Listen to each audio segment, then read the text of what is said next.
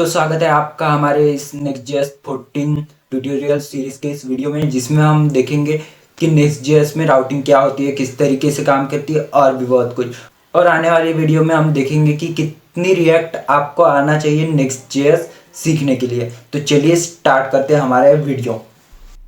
तो चलिए हम आ गए हमारे कंप्यूटर स्क्रीन पे में। तो आज के वीडियो का एजेंडा क्या है, तो व्हाट इज़ नेक्स्ट.जेएस राउटिंग एंड ये जो फाइल बेस्ड राउटिंग होती है वो क्या होती है और कोलैबोरेटर्स क्या होते हैं। उसके बाद डायनामिक राउट किस तरीके से क्रिएट करें वो चीज़ें हम देखने वाले हैं। चलिए पहले तो देखते हैं कि राउटिंग क्या होती है। इसे हम ऐसे नहीं देखेंगे, मैंने अपनी वेबसाइट ओपन करनी है। तो ये देखिए हमें क्या करना है, अबाउट पेज पे जाना है या सर्विसेज पेज पे। तो हमें एक राउट की ज़रूरत होती है, तो इसे बोलते हैं राउट, जिससे हम एक पेज से दूसरे पेज पे जा सकते हैं। तो जैसे ही मैं क्लिक करूँगा तो ये जो आ गई है, ये अबाउट पेज आ गया है, उसके बाद सर्विसेज पेज आ गया है, उसके बाद प्रोडक्ट पेज है। तो हम क्या कर रहे हैं, ये देखिए ध्यान से देखेंगे यहाँ पे। तो ये क्या हो रहा है, जैसे ही हम यहाँ पे होम पे क्लिक करते हैं ये पेज रिलोड नहीं हुआ। जैसे ही यहाँ पे क्लिक करेंगे पेज रिलोड नहीं हो रहा है। तो देख रहे हैं कि किस तरीके से हम दूसरे पेज पे नेविगेट तो कर रहे हैं पर पेज रिलोड नहीं हो रहा है। तो ये किसकी वजह से, नेक्स्ट.जेएस के फीचर की वजह से है ये। तो यही जो चीज़ें हैं ना, नेक्स्ट.जेएस को फास्ट बनाती है और कोई भी ऐप को ऑप्टिमाइज़ करने में काम आती है। इसीलिए हम नेक्स्ट.जेएस यूज़ करते हैं ताकि हमारी जो भी वेबसाइट है वो अच्छे तरीके से ऑप्टिमाइज्ड रहे। तो इस तरीके से हम ये चीज़ें करेंगे। उसके बाद क्या आता है, हम डायनामिक राउटिंग देख लेते हैं। ये देखिए जैसे कि हमारा ये एक प्रोडक्ट है, तो इस पे अगर हमने क्लिक किया तो ये देखिए इस प्रोडक्ट का डिस्क्रिप्शन है और ये जो बाय नाउ है ये सारी चीज़ें इसी प्रोडक्ट की है। अगर हम बैक जाके ये प्रोडक्ट में जाए सिनेमैटिक अलर्ट्स वाले, तो इस प्रोडक्ट की इंफॉर्मेशन यहाँ पे लिखी हुई है। और भी हम पीछे जाएं और यहाँ पे क्लिक करें थर्ड प्रोडक्ट पे, तो ये प्रोजेक्ट की इंफॉर्मेशन ये पेज पे लिखी हुई है।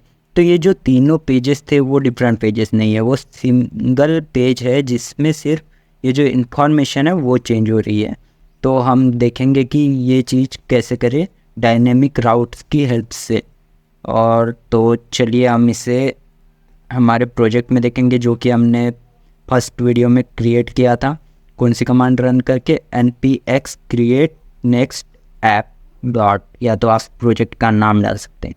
तो चलिए देखते हैं। जैसे कि हमने पिछले वीडियो में देखा था कि ये जो पेज है जो कि आता है, मैंने पिछले वीडियो में नहीं बताया था। तो सोर्स डायरेक्टरी में जाएंगे, उसके अंदर ऐप डायरेक्टरी, उसके अंदर जो, इसे हम डिलीट कर देते हैं, मैं टेस्ट कर रहा था। तो हम क्या करेंगे, ये जो पेज है मेन वाला जो डायरेक्टली ऐप डायरेक्टरी में पेज डॉट जेएस है, वो जो होता है हमारा फर्स्ट पेज होता है। यहाँ पे चले जाएंगे, ये देखिए ये जो हमारा होता है फर्स्ट पेज जिसमें हेलो वर्ल्ड लिखा हुआ है। तो हम इसकी जगह इसे होम कर देंगे, होम पेज, इस तरीके से। तो इसमें हमने चेंज कर दिया, ये देखिए होम पेज है। तो इस तरीके से ये जो होता है इंडेक्स पेज होता है। उसके बाद क्या है, हमें अगर अबाउट पेज क्रिएट करना है तो क्या करना पड़ेगा, यहाँ पे सिंपली ऐप डायरेक्टरी के अंदर एक फोल्डर बनाना है जिसका नाम रखना है अबाउट। अब हम मन से कुछ भी रख सकते हैं पर यही यूज़ होने वाला है राउटिंग के लिए। उसके बाद इसके अंदर क्या करना है, पेज डॉट जेएस नाम से फुल फाइल बना लेनी है। इसके बाद क्या करना है, RAFC लिखना है। ये मैंने क्या किया ये अभी मैं बताऊंगा आपको। सिंपली एक्सटेंशंस में जाना है और यहाँ पे जैसे कि मैंने ES लिख के रखा है, तो ES6 कोड स्निपेट है जावास्क्रिप्ट का। तो ये नहीं, पर हमें ये वाला उसके नीचे वाला ES7 रिएक्ट रिडक्स वाला जो स्निपेट है उस पर क्लिक करके इसे इंस्टॉल कर लेना है, जिससे आपको RAFC वगैरह अलग अलग कमांड्स होती है जिससे आपको कोड के स्निपेट मिल जाएंगे। तो ऑटोमेटिकली जनरेट करने के लिए ये चीज़ें होती है, या तो हम सिंपली मैनुअली भी लिख सकते हैं, पर मैं ये तरीका प्रेफर करता हूँ। तो यहाँ पे हम लिख देंगे अबाउट पेज इस तरीके से। और ये जो है हमारे चीज़ें क्रिएट हो चुकी है। तो ये क्या लिखा है हमने सिंपली क्या लिखा है, ये एक एरो फंक्शन है जो कि ES6 मॉड्यूल या तो उसके आगे के जो भी मॉड्यूल्स हैं उसमें रहता है वो एरो फंक्शन है। उसके बाद हमने क्या किया, रिएक्ट को इंपोर्ट किया है, जिसकी ज़रूरत अभी हमें नहीं है, बाद में रहेगी तब हम इसे इंपोर्ट कर लेंगे। तो उसके बाद क्या किया है, ये एरो फंक्शन है, उसके अंदर रिटर्न क्या किया है, ये राउंड ब्रैकेट्स हैं और उसके अंदर डिव है। और हम इसको रैपर में भी रैप कर सकते हैं, JSS रैपर में।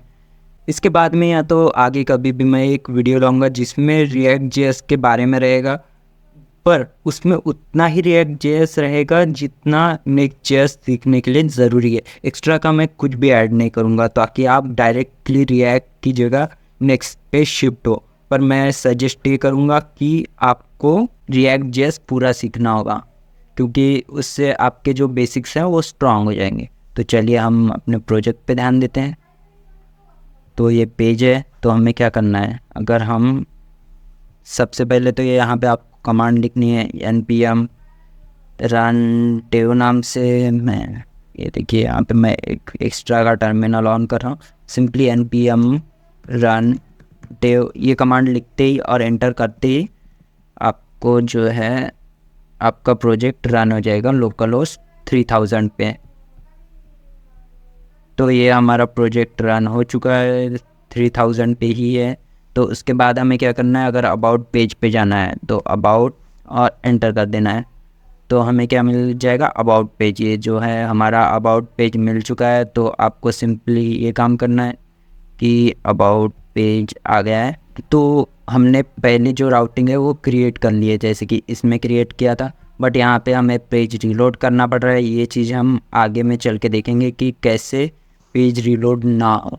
तो तब तक के लिए हम पहला पेज क्रिएट कर लिया। उसके बाद आप सिंपली इसको कॉपी पेस्ट करके और सिंपली आपको क्या करना है, यहाँ का पेज सर्विसेज नाम से लिख लेना है, सर्विसेज। और सिंपली ये फोल्डर का नाम चेंज करते ही आपका राउट भी चेंज हो जाएगा। और यहाँ पे क्या लिखना है, यहाँ का कंटेंट चेंज कर देना है।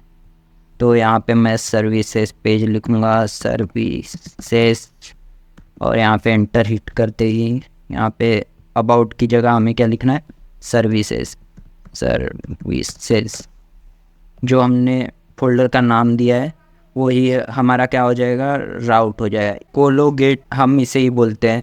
जैसे कि हमने ऐप डायरेक्टरी में ये जो page.js किया है तो ये मेन पेज हो जाएगा, इंडेक्स पेज। उसके बाद अगर हम इसमें कोई फोल्डर क्रिएट कर रहे हैं तो वो एक और राउट हो जाएगा, जैसे कि अबाउट राउट। उसके अंदर हम जो भी फाइल क्रिएट करेंगे ना वो हो जाएगा हमारा पेज, जो कि हमें दिखेगा। ये जो फीचर है ये क्यों आया है, क्योंकि हमें अपना जो कोई भी फोल्डर्स है या तो फाइल है उसे ठीक से अरेंज करने में हेल्प करता है। तो इसलिए इन्होंने ये चीज़ें लाई हैं। तो या तो हम क्या कर सकते थे, पहले यहीं पे हम अबाउट पेज, बाकी का दूसरा जो भी पेज है वो क्रिएट करते थे। तो उससे क्या हो जाता था, हमें यहाँ पे ठीक से समझ में नहीं आता था कि कब कहाँ जाना है। तो इसीलिए इन्होंने क्या किया है, यहाँ पे फोल्डर बना दिए हैं और उसके अंदर हम अपनी पर्टिकुलर फाइल्स को रख सकते हैं। यहाँ पे ये हम अपना जो CSS का स्टाइलिंग है उससे भी रख सकते हैं। यहीं पे ये जो अबाउट पेज की है वो स्टाइलिंग यहीं पे रख सकते हैं। तो इस तरीके से हम वर्क कर सकते हैं। तो हमें क्या करना है, इसके बाद हमने क्या देख लिया है, सॉरी हमने क्या देख लिया है, यहाँ पे प्रेजेंट कर देता हूँ मैं। तो हमने क्या देख लिया है कि राउटिंग क्या होती है Next.js में, कैसे नेविगेट करे एक फोल्डर से दूसरे फोल्डर। उसके बाद कोलोगेट क्या होता है उसके बारे में हमने देख लिया है। उसके बाद हम क्या करेंगे, ये देखें कोलोगेट के बारे में स्टार्ट कर लिया। उसके बाद हम देखेंगे Next.js में डायनेमिक राउटिंग किस तरीके से काम करती है। हमने अब भी देखा था डायनेमिक राउटिंग के बारे में कि हम अगर इस पे क्लिक करेंगे तो इसका ही जो कंटेंट है वो आएगा। वो किस वजह से हो रहा है, यहाँ पे हम आईडी पास कर रहे हैं तो वो क्या हो रही है, हम ये आईडी को ले रहे हैं और उसके हिसाब से डेटा को फेच कर रहे हैं कि भाई ये आईडी ले और जिस भी प्रोडक्ट की आईडी ये 1 होगी तो उस प्रोडक्ट का डेटा हमें दे दे। तो इस तरीके से हम काम कर रहे हैं। तो हम इसमें भी वो चीज़ कैसे अप्लाई कर सकते हैं, तो सिंपल है, हमें अबाउट पेज में जाना है या तो जहाँ पे भी जाना है वहाँ पे हमें सिंपली क्या करना है, मतलब जिस भी पेज में हमें सब पेज बनाना है या डायनेमिक पेज बनाना है, वहाँ पे जाके क्या करना है, फोल्डर बनाना है जिसमें क्या होगा, एक स्क्वायर ब्रैकेट रहेगा, उसके बाद उसमें क्या लिख देना है, नेम लिख देना है। हम नेम डालने वाले हैं, वैसे तो आप आईडी या जो कुछ भी ले रहे हैं, कोई भी स्लग, उसका नाम लिख सकते हैं, तो हम नेम लिख देंगे। और यहाँ पे क्या करना है, सिंपली जो हमने थोड़ी देर पहले किया, पेज डॉट जेएस बनाना है, इसमें RAFC लिख लेना है इस तरीके से, और ये बन जाएगा पेज। तो यहाँ पे डायनेमिक पेज लिख देते हैं, डायनेमिक पेज, तो ये हो गया है। और हम सिंपली क्या करेंगे, जैसे ही हम अबाउट के अंदर, यहाँ पे अबाउट में जाना है, अबाउट के अंदर आ गए, ये अबाउट पेज। उसके बाद क्या करना है, यहाँ पे हम 4545 जो कुछ भी वैल्यू है वो डाल देंगे। तो हम ये देखिए डायनेमिक पेज पे आ गए हैं। तो हमने अगर ये वैल्यू चेंज भी की तो कोई फ़र्क नहीं पड़ता है।